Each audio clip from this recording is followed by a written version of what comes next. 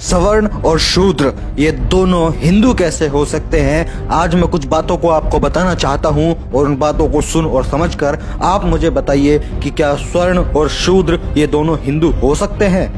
एक संविधान को नकारता है तो दूसरा संविधान को मानता है, तो दोनों हिंदू कैसे हैं। एक युद्ध में विश्वास करता है और दूसरा बुद्ध में विश्वास करता है, तो बताइए दोनों हिंदू कैसे हैं। एक फॉरवर्ड है तो दूसरा बैकवर्ड है, तो बताइए दोनों हिंदू कैसे हैं। एक खाता है और दूसरा दाता है, तो बताइए दोनों हिंदू कैसे हैं। एक लूटता है और दूसरा लुटाता है, तो बताइए दोनों हिंदू कैसे हैं। एक कमाता है और दूसरा गंवाता है, तो बताइए दोनों हिंदू कैसे हैं। एक का पोषण होता है और दूसरे का शोषण होता है, तो बताइए दोनों हिंदू कैसे हैं। एक काल्पनिक है और दूसरा वास्तविक है, तो बताइए दोनों हिंदू कैसे हैं। एक विषमता को मानता है, दूसरा समता को मानता है, तो बताइए दोनों हिंदू कैसे हैं। एक पाखंड को मानता है, दूसरा विज्ञान को मानता है, तो बताइए दोनों हिंदू कैसे हैं। एक पूरे देश का बनता है और दूसरे को सिर्फ जाति का नाम दे दिया जाता है, तो बताइए दोनों हिंदू कैसे हैं। एक मंदिर पवित्र करता है और दूसरे से मंदिर अपवित्र हो जाता है, तो बताइए दोनों हिंदू कैसे हैं। एक पूजने योग्य है और दूसरा पीटने योग्य है, तो बताइए मेरे भाई दोनों हिंदू कैसे हैं। एक को व्यवस्था में श्रेष्ठ समझा जाता है और वहीं दूसरे को व्यवस्था में नीच समझा जाता है, तो बताइए दोनों हिंदू कैसे हैं।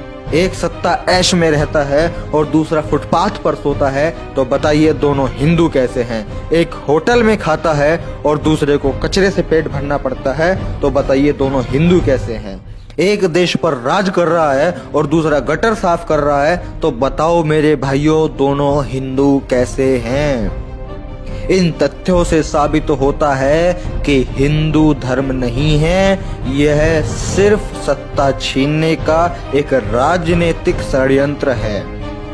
क्या आपने कभी सोचा है कि हिंदू धर्म के अंदर वर्ण है, वर्णों में फिर हम शूद्र हैं, फिर शूद्र के अंदर बहुत सारी जातियां हैं, फिर जातियों के अंदर भी क्रमिक ऊंच नीच है और ब्राह्मणों के आगे सभी लोग नीच हैं। अब आप ही मुझे बताइए, अब गर्व से कैसे कहें कि हम हिंदू हैं। मेरा इस वीडियो को बनाने का उद्देश्य बाबा साहब की उस विचारधारा को फैलाने का था कि गुलामी को गुलामी का एहसास करा दो, गुलाम अपनी बेड़ियां खुद तोड़कर फेंक देगा।